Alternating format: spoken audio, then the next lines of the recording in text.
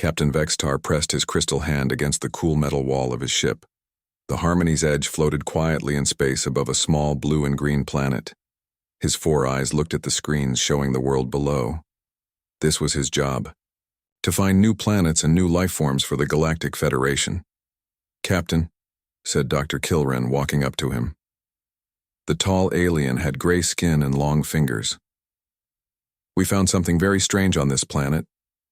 Vextar turned his head. His crystal body made small ringing sounds when he moved. "What did you find?" Dr. Kilren touched a button. The big screen showed pictures from the planet's surface. "There are 2 different types of life forms down there. The first ones walk. On 2 legs, they look weak and small, but look at this." The screen changed. Now it showed large, furry creatures with 4 legs. They had sharp white teeth and strong bodies. Some were as big as the 2-legged creatures, others were even bigger. "These are dangerous beasts," Dr. Kilren said. "Look at their teeth. Look at their strong legs. They could kill easily." Vextar watched the screen carefully. "Are they hunting the 2-legged ones?" "No, Captain, that is the strange part." Dr. Kilren touched another button. The screen showed something that made both aliens step back in fear. The 2-legged creatures were living with the beasts. The furry animals walked beside them. Sometimes the beasts even let the small 2-legged ones touch them. "By the 7 moons," Vextar whispered, "the small ones have made the beasts into slaves." On the screen, they watched a 2-legged creature with dark hair. He was standing in a green area behind a white building. Next to him was a large brown and black beast. The beast was as tall as the creature's waist. "The locals call themselves humans," Dr. Kilren said. "We learned their language from their radio signals. That human is called Jinwu, and that beast, they have a name for it too. They call it Buddy."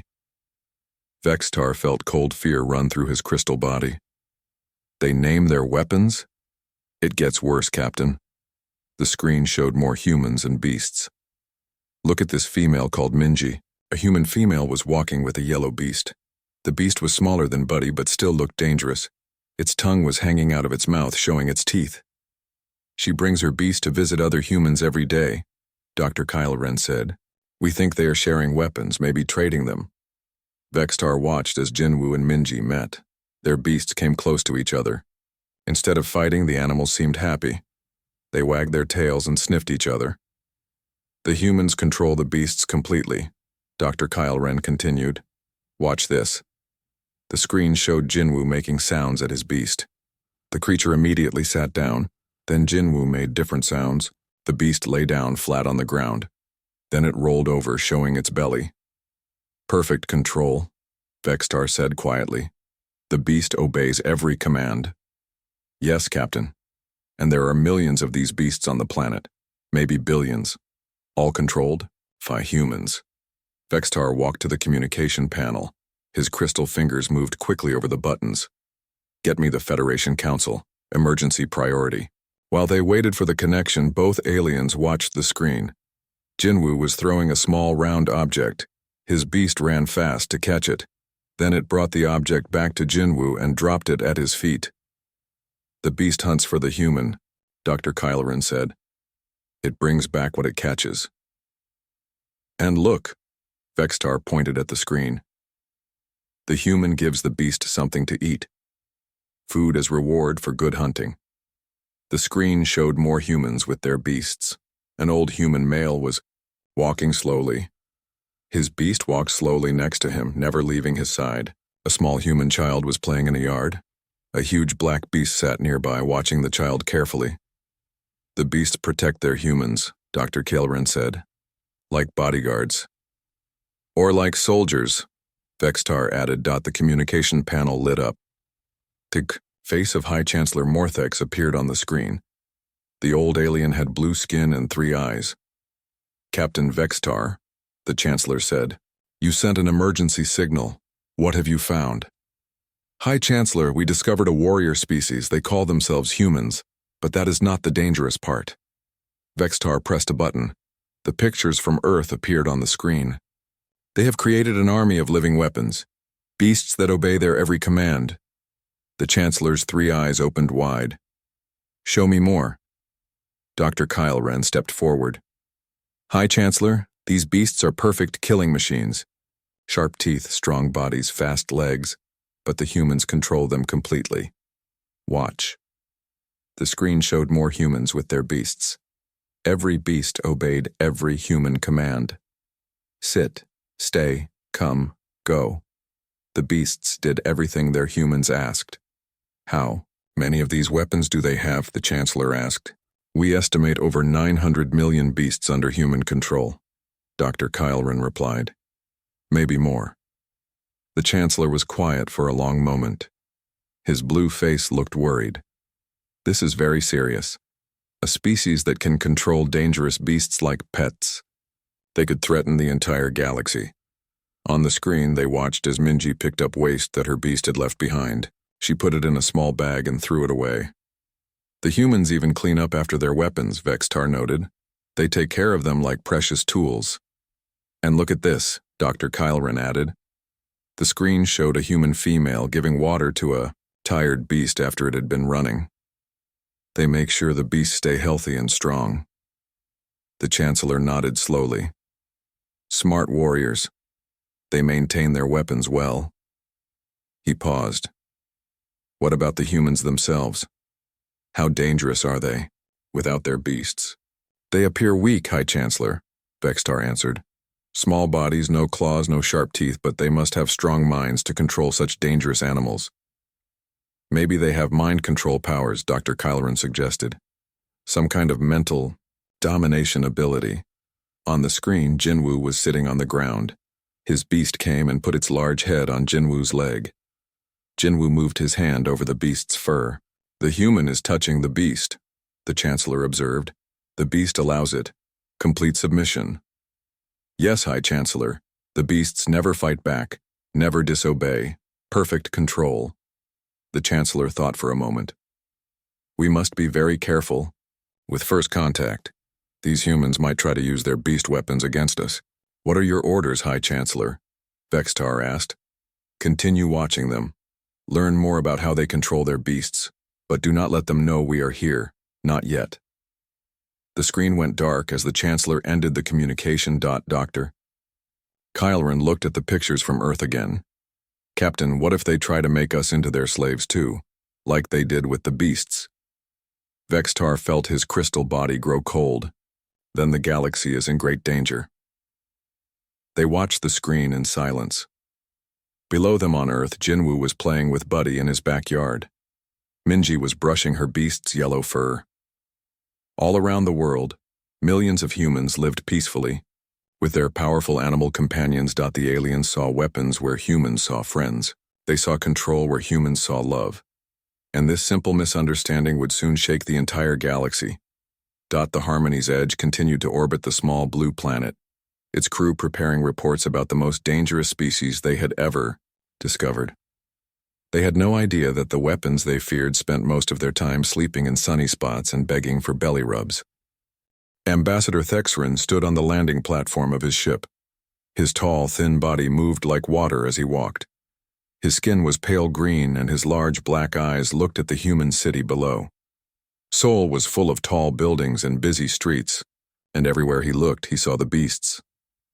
"Are you ready, Ambassador?" asked Captain Vextar through the communication device. "Yes, Captain. Beginning first contact now." Thexrin touched a button on his chest.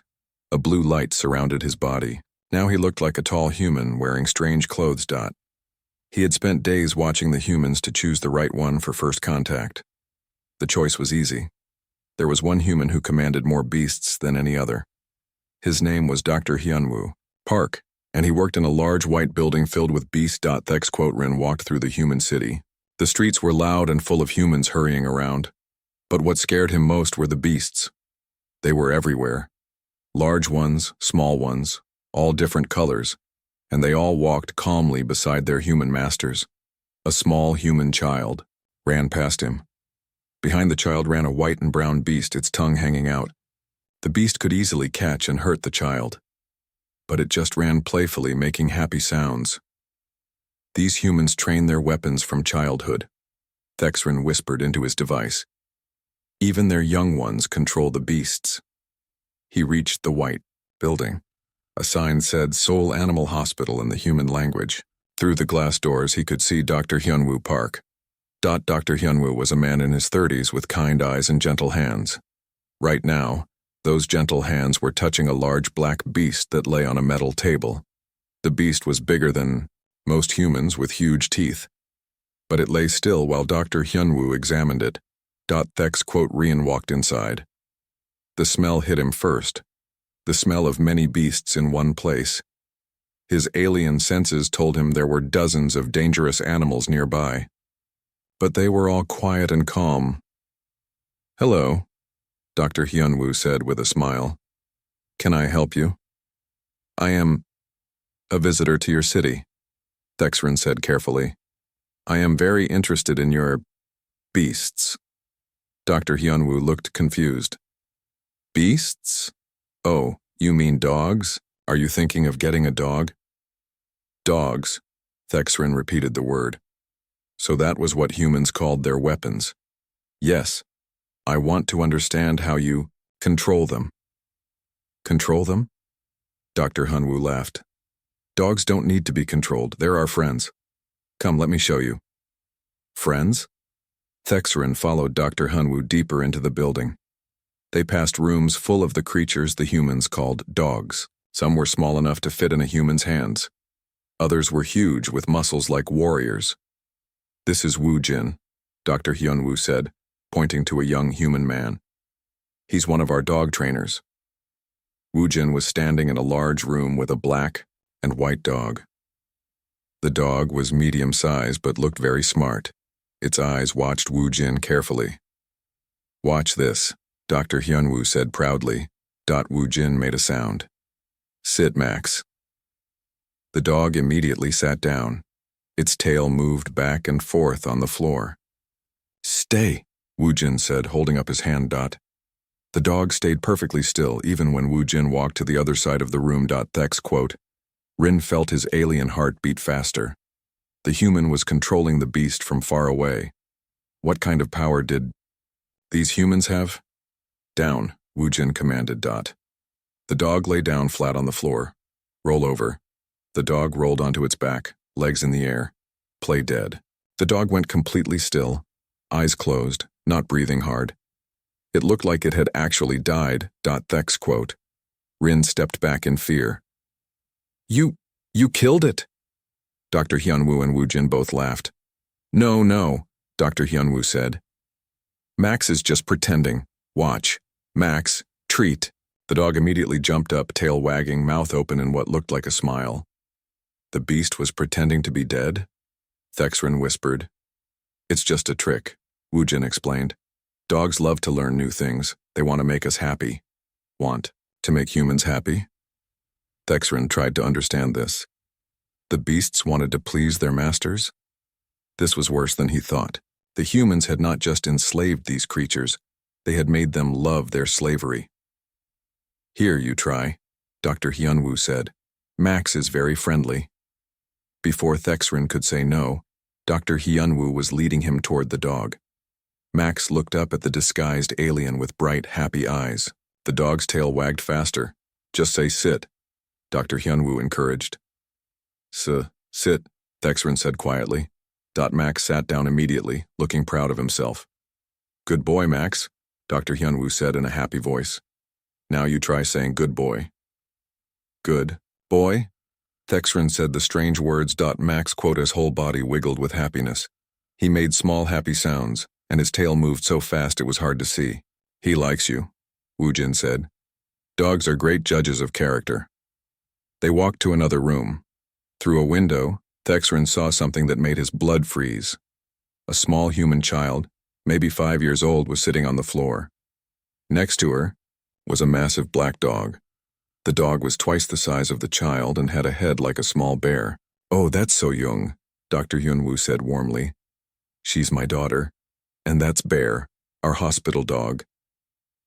As they watched, little So Young wrapped her tiny arms around the huge dog's neck. She hugged the beast tightly. The dog could have killed her in one bite. Instead, it gently licked her face, making her giggle. Your child. Thexrin could barely speak. She touches the beast. Bear loves children, Dr. Hyunwoo explained. He's very gentle. All our therapy dogs are specially trained to be calm and loving. Therapy dogs? The humans had different types of warrior beasts? Thexrin watched as Soyoung played with Bear. She pulled on his ears. She opened his mouth to look at his huge teeth. The dog let her do anything she wanted. The beast obeys even your offspring, Thexrin said. Dogs love kids, Dr. Hyunwoo said. They protect them. Dogs have been part of human families for thousands of years. Thousands of years? These humans had been enslaving beasts for thousands of years? How powerful were they? A new human entered the room. She was young and wore a white coat like Dr. Hyunwoo. This is Dr. Minji, Dr. Hyunwoo said. She's our animal behavior specialist. Hello, Dr. Minji said with a bow. Are you interested in adopting a dog? He wants to understand how we control dogs, Dr. Hyunwoo explained. Dr. Minji looked confused. Control? Dogs don't need to be controlled. They want to work with us. It's in their nature. In their nature? The humans had changed the very nature of these beasts? Let me show you something amazing, Dr. Minji said. She led them outside to a yard behind the building. Several dogs were playing together. Their humans sat on benches watching. See that man with the brown dog? Dr. Minji pointed. That's Dongmin with Lucky. Watch what happens. Dongmin stood up and threw a small ball across the yard. Lucky immediately ran after it, caught it in his mouth and brought it back. He dropped the ball at Dongmin's feet and sat down, waiting. The beast hunts for the human and brings back the prey, Thexrin observed. It's called fetch, Dr. Minji laughed. Dogs love to play fetch. They think it's fun. Fun? The beasts enjoyed serving their masters. And look at Yoonji with Mochi, Dr. Minji continued. A young woman was holding small pieces of food. Her small brown and white dog sat perfectly still, watching the food. Sit, Yoonji said. The dog was already sitting. Stay. The dog didn't move. Good girl. Yoonji gave the dog a piece of food. The dog ate it happily. She rewards good behavior, Thexrin noted. Positive reinforcement, Dr. Minji nodded. Dogs learn faster when we reward them. They want to make us happy. There it was again. The beasts wanted to make humans happy. This was not just slavery, this was love slavery. Somehow these humans had made dangerous predators love them. As the day went on, Thexrin saw more impossible things. He watched humans and dogs playing together. He saw dogs bringing toys to their humans. He saw humans talking to dogs like they could understand every word. But the most frightening thing happened when they returned to the hospital. A police officer had arrived with his dog. The officer's name was Jin Hyuk, and his dog was called Rex. Rex was a large German shepherd with intelligent eyes and a serious expression. This was clearly a military beast, Thexrin realized. Rex is a K9 police dog, Dr. Hyunwoo explained. He helps Officer Jin Hyuk catch criminals. Thexrin watched as Jin Hyuk gave Rex commands. The dog could find hidden objects by smell. He could run faster than humans. He could jump higher than seemed possible. And when Jin Hyuk pointed at a training, Dummy Rex attacked it with controlled violence. Stop, Jin Hyuk said. Rex immediately stopped attacking and sat calmly, waiting for the next command. Perfect control. Perfect obedience. Perfect violence when needed. But then something even stranger happened. When they finished training, Jin Hyuk sat on the ground. Rex immediately came over and lay down next to him. Jin Hyuk petted Rex's fur and talked to him softly. Good boy, Rex. You did great today. The military beast's tail wagged. He looked happy and proud. They are warriors and companions, Thexrin whispered to himself.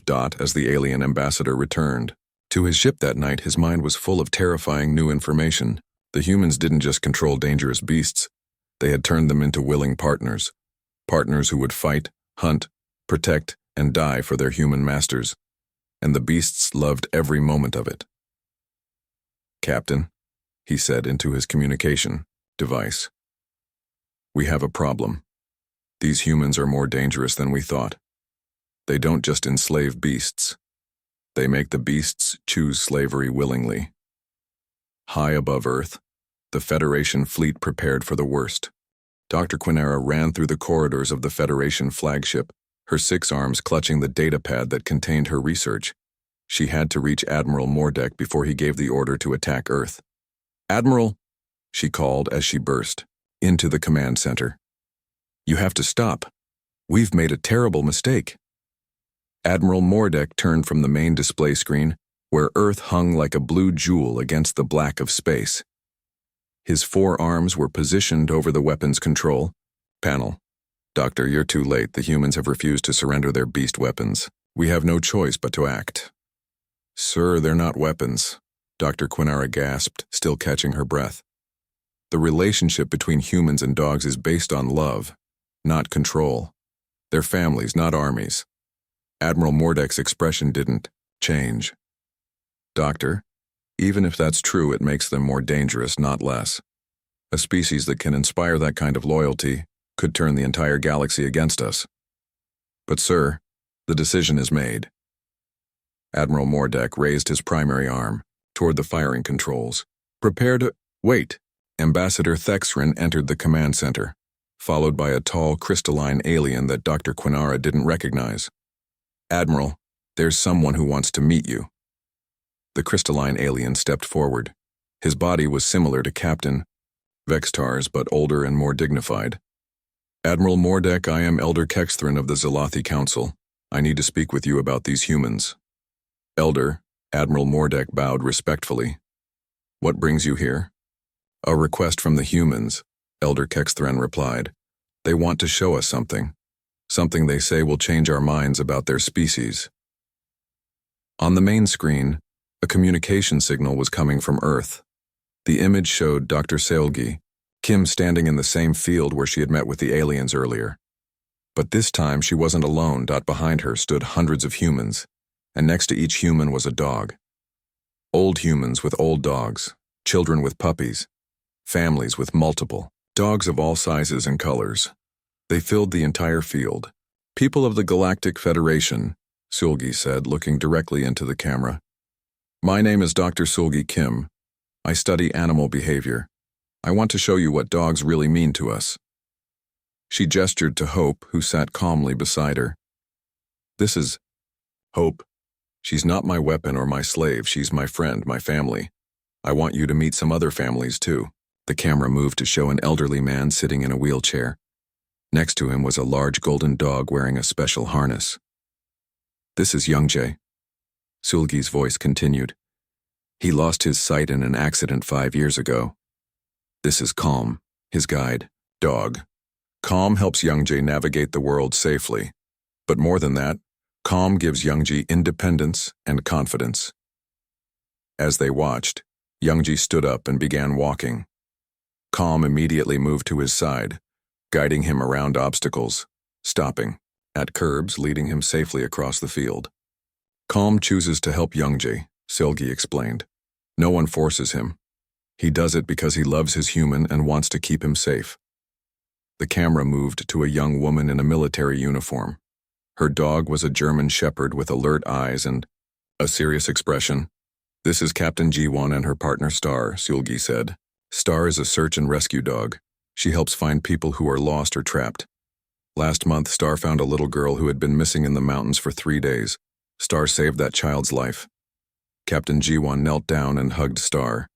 The dog's tail wagged, and her serious expression softened into something that looked like joy.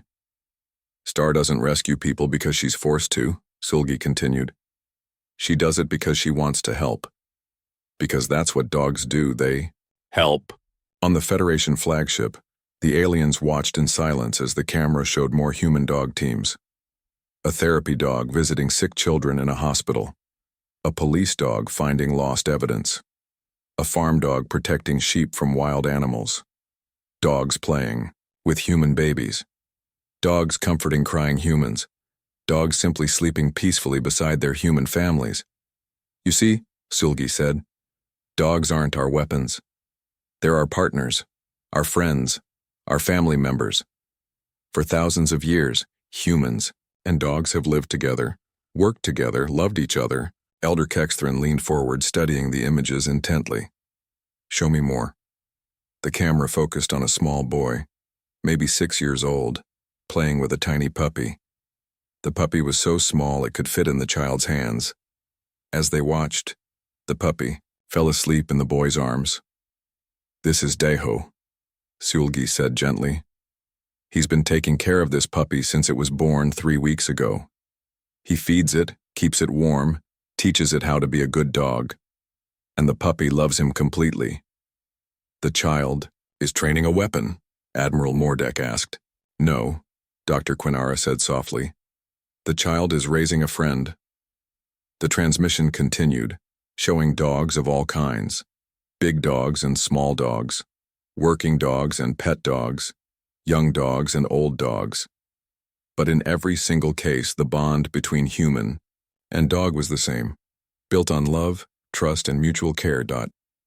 Then came the moment that changed everything. The camera showed an old man sitting on a bench. Next to him was an equally old dog with gray fur around its muzzle. The dog was breathing heavily and looked tired. This is Professor Kyung-min, Sulgi said, her voice becoming quiet and sad. And this is Guardian, his dog for the past 14 years. Guardian is very sick. He's dying. As they watched, Professor Kyung-min gently stroked Guardian's fur. The old dog looked up at his human with eyes full of love and trust. If dogs were just weapons, Sulgi said, Professor Kyung-min would simply get a new one. But Guardian isn't a weapon. He's family. And when you lose family, you grieve. Tears were running down Professor Kyung-min's face as he held his dying dog. Guardian lifted his head with effort and licked away his human's tears, even though it was clearly painful for him to move. Guardian is using his last strength to comfort the human who is crying for him. Elder Kexthrin observed. On the screen, Guardian's breathing became slower. Professor Kyung-min whispered something to him, words of love and gratitude. Guardian's tail moved weakly one last time. Then he closed his eyes and was still. Professor Kyung-min held his dog close, crying openly. Other humans came to comfort him, sharing his grief. Some of them were crying too. This is what love looks like, Sulgi said quietly. This is what family looks like. Guardian spent his whole life loving Professor Kyung-min, and Professor Kyung-min loved him back. In the command center of the Federation flagship, something extraordinary happened. Elder Kexthran, who had lived for over 300 years and had never shown emotion, began to cry. His crystalline body produced small, sparkling tears that fell like diamonds to the floor. By the ancient lights, he whispered. They truly love each other. Admiral Mordek stared at the screen where Professor Kyung-min was still holding his dead dog. But how is this possible? Love between different species. The same way love is possible between any two beings, Dr. Quinara said, through understanding, trust, and caring for each other's happiness. Ambassador Thexerin stepped forward. Admiral, I request permission to go down to the planet. I want to meet these humans properly. And I want to go with him, Elder Kexthrin added. These humans have something to teach us. Admiral Mordek looked around the command center. All of his officers were watching the screen where the demonstration continued, but now their faces showed wonder instead of fear. Stand down all weapons, he ordered quietly. We're going down to meet them. 2 hours later, a group of Federation leaders stood in the field on Earth. Admiral Mordek, Elder Kexthran, Ambassador Thexerin, and Dr. Quinara faced Dr. Sulgi Kim and her therapy dog Hope. I owe you an apology, Admiral Mordek said formally. We misunderstood your relationship with dogs. We thought you had enslaved them. I understand why you thought that, Sulgi replied gently. To someone who has never seen interspecies friendship, it might look like control. Elder Kexthran knelt down slowly, his crystalline joints creaking.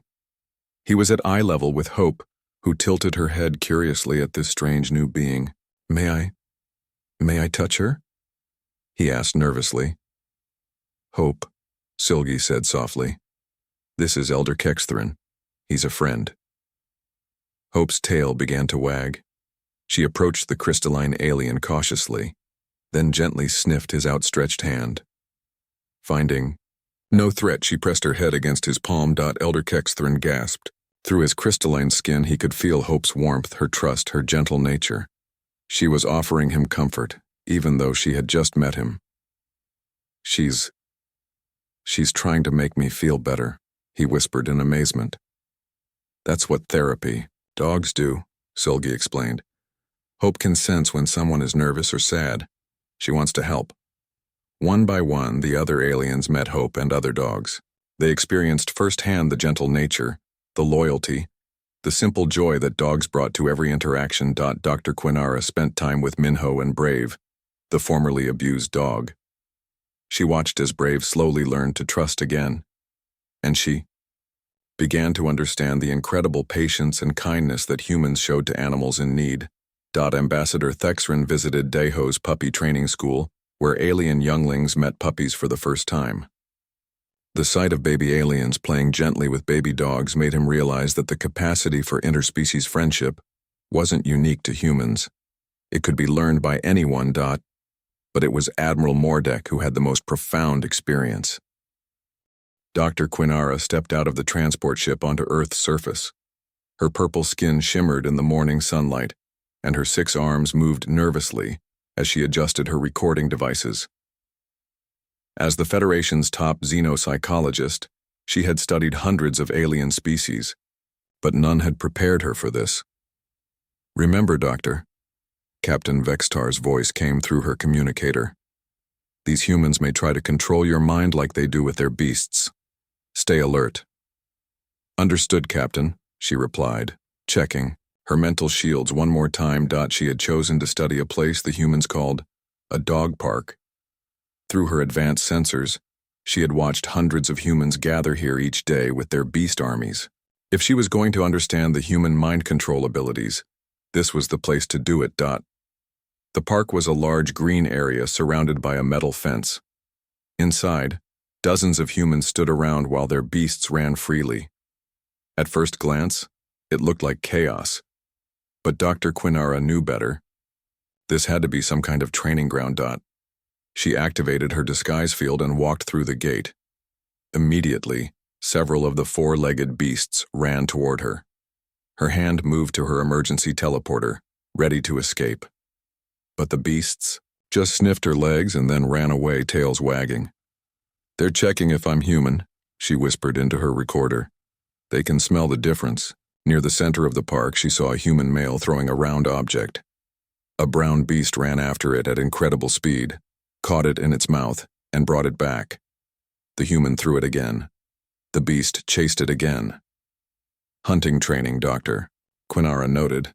The human is teaching the beast to chase moving prey. She moved closer. The human was young, maybe 30 years old, with a kind face. His name tag said Dongmin, Dog Walker. His beast was medium-sized with golden brown fur and intelligent eyes. Good boy, Lucky, Dongmin said when the beast brought back the ball. You're such a good boy. The beast's whole body wiggled with happiness. Its tail moved back and forth so fast it looked blurry. Dr. Quinara activated her psychic sensors. She needed to understand how the human was controlling the beast's emotions. But the readings were strange. Instead of finding mind control waves from human to beast, she found something else entirely. Both the human and the beast were producing the same brain waves, happiness waves, joy waves, the same emotional patterns in both species. Impossible, she whispered. Excuse me? Dongmin had heard her and walked over with Lucky beside him. Are you okay? Dr. Quinara looked at the beast, called Lucky. Up close, she could see its sharp teeth and powerful muscles. This creature could kill the human easily, but its eyes were soft and friendly. You're beast, she said carefully. How do you control it? Dongmin looked confused. Control Lucky? I don't control him. We're buddies. Aren't we, boy? Lucky barked once and sat down, his tail still wagging. But it obeys you, Dr. Quinara said. Well, yeah, he's trained. But that's not control. That's communication. We understand each other. Communication? The human thought he was communicating with a beast. Watch this, Dongmin said.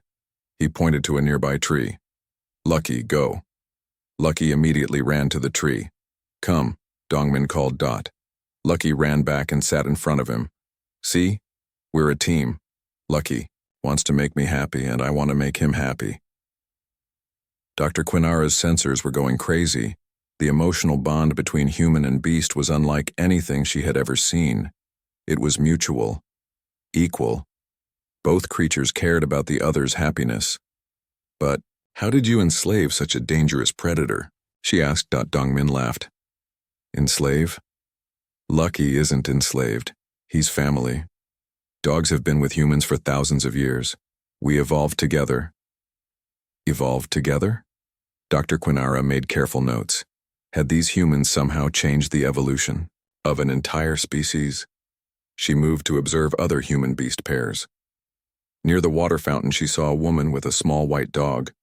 The woman's name was Yunji, and her beast was called Mochi. Mochi was tiny, maybe 5 kilograms. But what it lacked in size, it made up for in attitude. The little beast barked at dogs 10 times its size, and they backed away respectfully. Mochi, quiet, Yunji said gently. The small beast immediately stopped barking and sat down. Good girl, Yunji said, giving Mochi a small treat. Dr. Quinara watched in amazement. The human had controlled the beast's aggression with just words.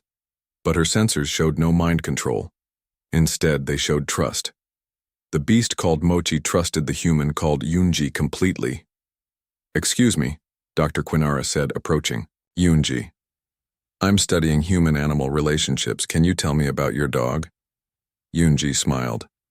Oh, Mochi. She's my best friend. I got her when she was just a puppy 3 years ago. And you trained her to obey you?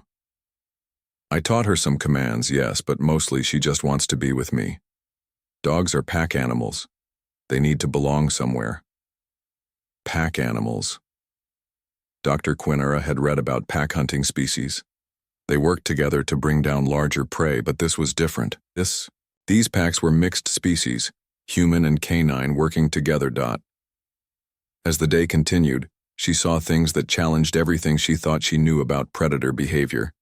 She watched a huge black beast called Bear playing gently with human children. The beast could have crushed the small humans, but instead it let them climb on its back and pull its ears. She saw an elderly human man walking slowly while his beast walked patiently beside him, matching his slow pace. The beast was young and strong and could run much faster, but it chose to stay with its slow human partner. Most disturbing of all, she saw genuine affection. Humans hugging their beasts, beasts licking human faces. Both species showing clear signs of emotional attachment. This is not slavery, she whispered into her recorder. This is cat partnership. But then she saw something that brought back all her fears. A police vehicle arrived at the park. Out stepped Officer Jin-Yuk with his beast, Rex. This was clearly a military operation. Rex was larger than most of the other beasts. With alert eyes and a serious expression, Dr. Quinara watched as Jin-Yuk put Rex through training exercises. The beast could track scents, jump over obstacles, and respond to complex hand signals. This was definitely a weapon. Rex, search, Jin-Yuk commanded. Rex immediately began sniffing the ground in a systematic pattern. He was searching for something, or someone. Find, Jin-Yuk said, pointing to a bag hidden behind a tree. Rex found the bag in seconds and sat down next to it, looking proud of himself. Good boy, Jin-Yuk said, giving Rex a treat. Attack. Dr. Quinara stepped back in fear, but Rex didn't. Attack her. Instead, he ran to a training dummy and grabbed it with his teeth, shaking it violently. Release, Jin-Yuk commanded. Rex immediately let go of the dummy and sat calmly, waiting for the next order. Perfect military discipline. Perfect control. This beast was definitely a weapon. But then she saw something that didn't fit. When the Yao training was over, Jin-Yuk sat on a bench. Rex immediately came over and put his head on Jinhyuk's lap. The human stroked the beast's fur and spoke to it quietly. "You did great today, Rex. I'm proud of you." The military beast's tail wagged. Its fierce expression softened into something that looked almost loving. Dr. Quinara's scientific mind struggled to process what she was seeing. These beasts were weapons, yes, but they were also companions. They served their humans not because they were forced to, but because they wanted to. She decided to take a huge risk. She approached Jinhyuk directly. "Officer," she said, "I'm a researcher, studying police dogs. Can you tell me how you control such a dangerous animal?" Jinhyuk looked surprised. "Control Rex? I don't control him. We're partners. Rex chooses to work with me. But he's so obedient, so well trained." "Training isn't about control," Jinhyuk explained. "It's about communication and trust. Rex trusts me to keep him safe, and I trust him to do his job. We take care of each other." "But what if he decides not to obey? What if he turns on you?" Jinhyuk laughed and scratched Rex behind the ears. "Rex would never hurt me. We're bonded. Dogs are naturally loyal. It's in their DNA to form strong bonds with their pack, and I'm his pack now." DNA, genetics. The humans had somehow changed the very genetic structure of these predators to make them loyal. As Dr. Quinara returned to her ship that evening, her mind was spinning with new theories. These humans hadn't just enslaved a species of dangerous predators. They had done something far more sophisticated. They had created a new form of life based on mutual cooperation between species. "Admiral Mordek," she said into her communication device, "I need to speak with you urgently." The Admiral's face appeared on her screen. His four eyes looked tired and worried. "Dr. Quinara, what have you learned?" "Sir, the situation is more complex than we thought. These humans haven't just weaponized these creatures. They've created something entirely new, a symbiotic relationship between predator and prey that benefits both species." "Explain." "The beasts, which they call dogs, provide protection, hunting assistance, and companionship. In return, the humans provide food, shelter, medical care, and affection. Both species have evolved together over thousands of years." Admiral Mordek was quiet for a long moment. "So the humans can make any species loyal to them? That's what I'm afraid of, sir. If they can turn deadly predators into loving companions, what's to stop them from doing the same to us?" The Admiral's expression grew darker. "Doctor, I'm sending a battle fleet." The Federation battle fleet filled the sky above Earth like dark clouds. Admiral Mordek stood on the bridge of his flagship, looking down at the blue planet through the massive windows. His forearms were crossed, and his expression was grim. "Send." The message he ordered. On Earth, every television, radio, and computer screen suddenly showed the same image. Admiral Mordek's stern face. "Humans of Earth." His voice boomed across the planet. "I am Admiral Mordek of the Galactic Federation. We know about your beast weapons. We know about your mind control abilities. You have 24 hours to surrender all of your creatures to us, or we will consider you a threat to galactic peace." In her small apartment in Seoul, Dr. Seolgi Kim almost dropped her coffee cup. She was a young woman with gentle eyes and short black hair. Next to her on the couch, a golden retriever named Hope looked up with worried eyes, sensing her human's distress.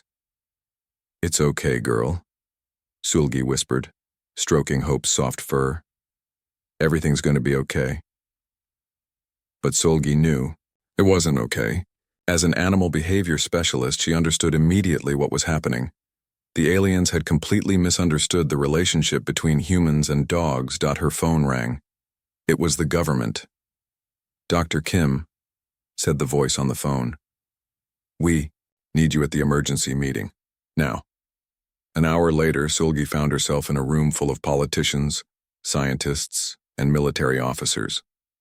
Everyone was talking at once, their voices filled with panic. "We should hide all the dogs," someone said. "We should prepare for war," said another. "We should try to explain," suggested a third voice. "Explain what?" shouted a general. That we've domesticated wolves? They think we're monsters. Silgi stood up, her voice cutting through the noise. May I speak? The room fell silent. All eyes turned to the young scientist. I think I know what's happening, she said. The aliens don't understand dogs. They think we control them by force. They don't realize that dogs choose to live with us. How can you be sure? Asked the president. Because I've spent my whole life studying animal behavior. Dogs aren't weapons, they're family. But to an alien who doesn't understand love between species, it might look like slavery. The room erupted in discussion again, but Silgi wasn't listening. She was thinking about Hope waiting for her at home. She was thinking about all the dogs in the world who would be separated from their families if the aliens had their way. Meanwhile, on the Federation flagship, Dr. Quinara was having her own crisis. She had been studying the human broadcasts, trying to understand their response to the ultimatum. Admiral, she said, bursting into Mordek's office, I think we've made a mistake. What kind of mistake, Doctor? I don't think the humans control their dogs through mind manipulation. I think they love each other. Admiral Mordek's four eyes narrowed. Love? Between species? Impossible. Sir, I've been analyzing their emotional patterns. The humans show the same brain activity when they see their dogs that they show when they see their own offspring. And the dogs show the same loyalty patterns that pack animals show to their own families. You're saying these humans adopted predators as children? In a way, yes. Sir, I don't think we're dealing with a species that enslaves others. I think we're dealing with a species that makes friends. Admiral Mordek was quiet for a long moment. Doctor, even if that's true, it makes them more dangerous, not less. A species that can make friends with anyone could unite the entire galaxy under their influence.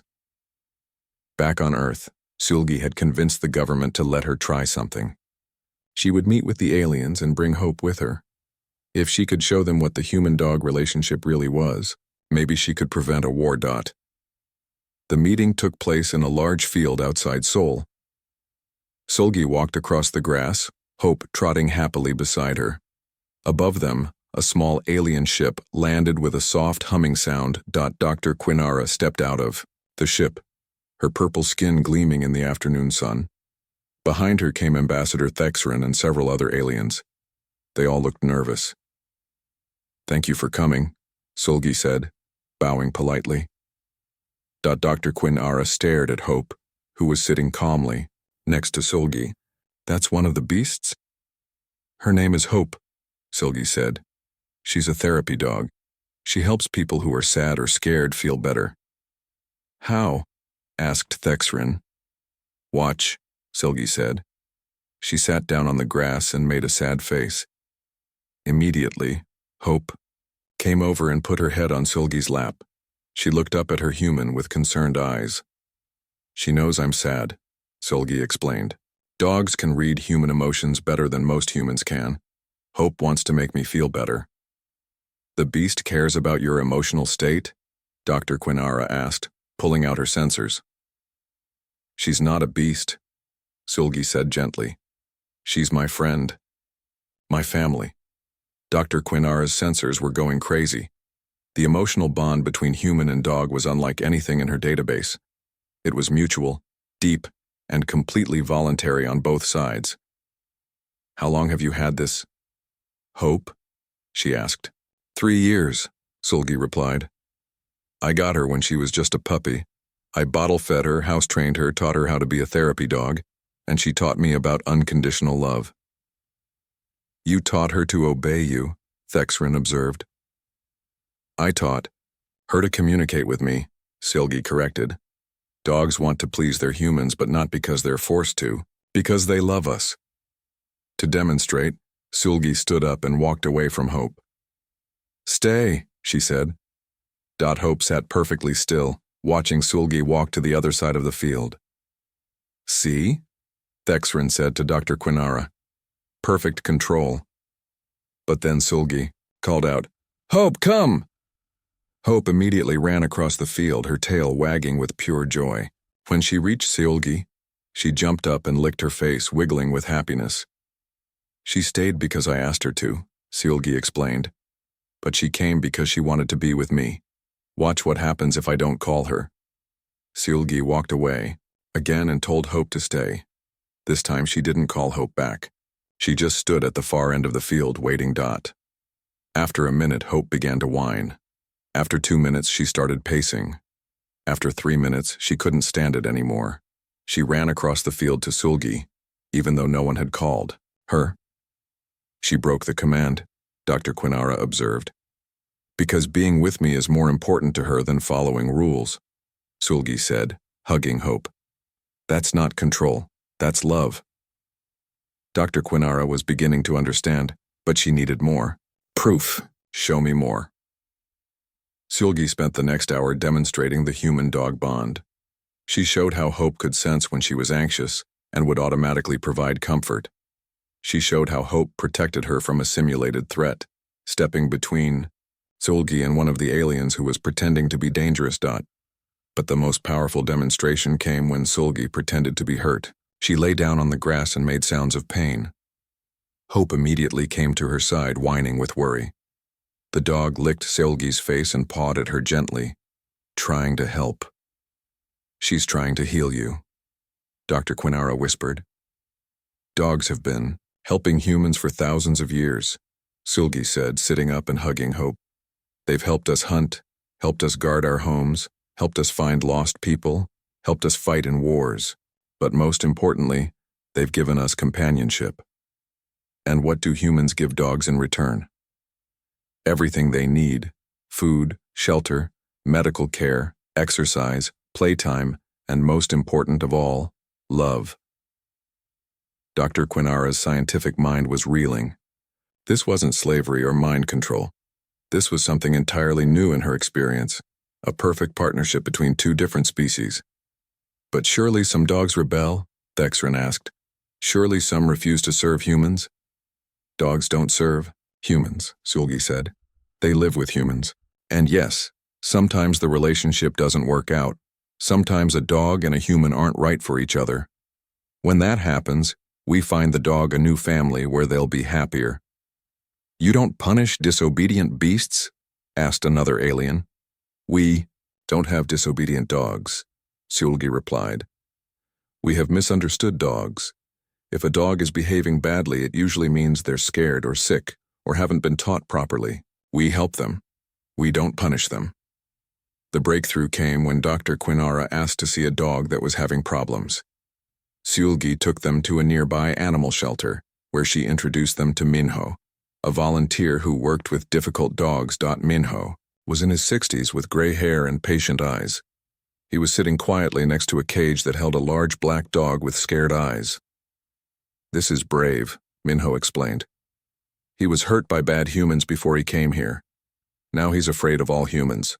Through the bars of the cage, they could see that Brave was pressed against the back wall, trembling with fear. Watch, Minho said softly. He opened the cage door but didn't go inside.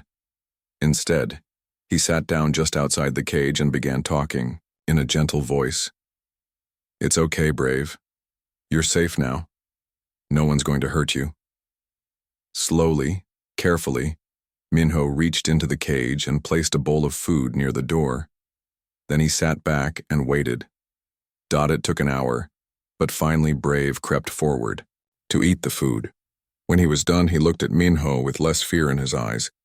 This is how we heal dogs who have been hurt, Minho explained to the aliens. With patience and kindness. It might take months, but eventually Brave will learn to trust humans again. And then, Dr. Quinara asked, then we'll find him a family, who will love him for the rest of his life. Dr. Quinara felt something strange happening in her chest.